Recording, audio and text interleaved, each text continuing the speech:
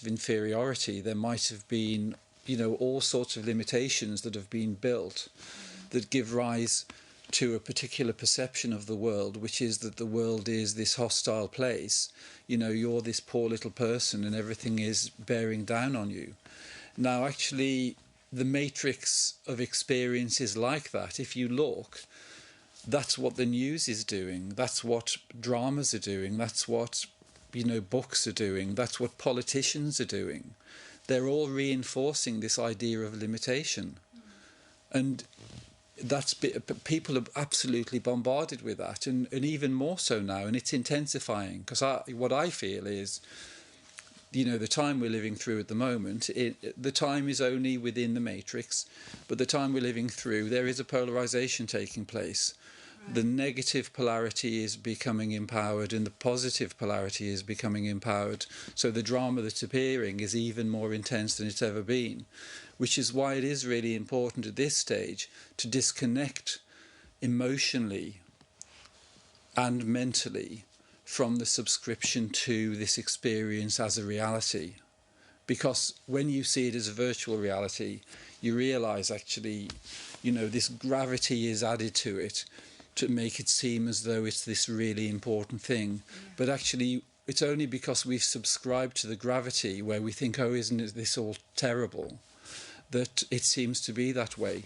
But because it is only unity, the subscription of all these apparent individuals, this is only within the matrix, but we're all subscribing to and empowering that. We're empowering the illusion. We're empowering the idea that there is this horrible thing here in front of us.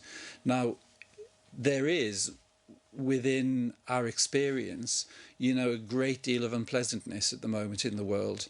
And, there's a massive amount of deceit in the way, the way human beings are educated and the way human beings are informed.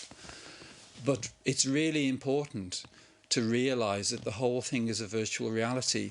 But the one thing that is empowering that, we plug into that in terms of our human sense by subscribing to the negative emotions, by subscribing to fear, by subscribing to anger, subscribing to jealousy, and all of these, we're actually plugging our infinite energy supply into this matrix and blowing up this huge entity that is really unpleasant. And by removing consciously the link that we have to that, we can actually change the nature of the experience. So, David, when you watch the news, I don't know if you do such things,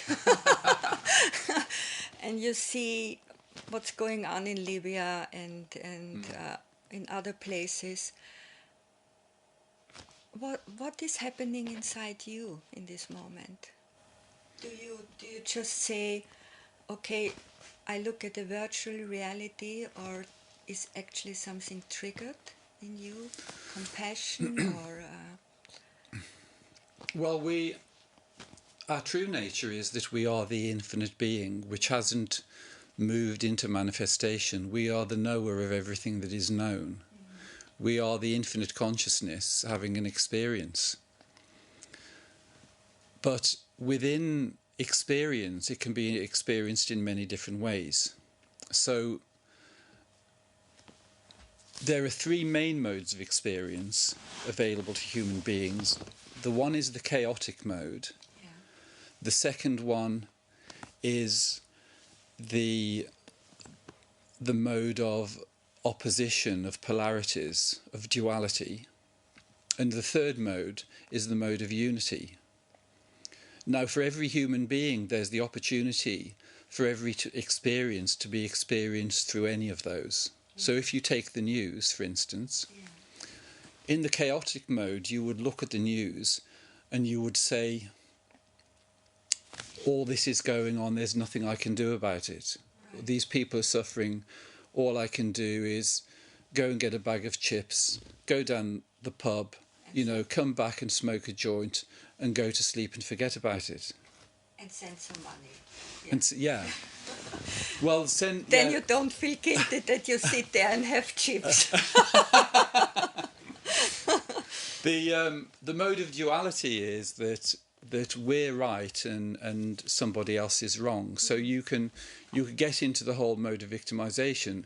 You could see, if you look at the way the governments are functioning, for instance, to me, there is a military industrial complex which is actually the most gross form of this matrix, which is appearing or portraying itself to be these various elements like the British government or the American government or the French government, but actually it's the same people behind the whole thing, but they just put these different masks up, saying, oh, the United Nations are doing this or the British are doing this, but it's the same few people behind the scenes doing all of it, but that's just for public consumption.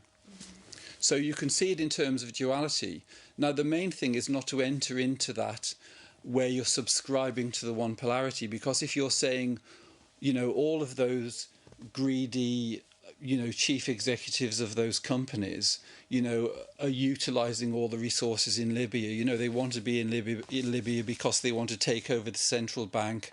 They want to take over the oil supply, and they're doing that throughout the Middle Eastern region. You could get into the whole victimization mode, and you can begin to empower that opposite polarity. You can say, I'm here, I'm right and they're all wrong.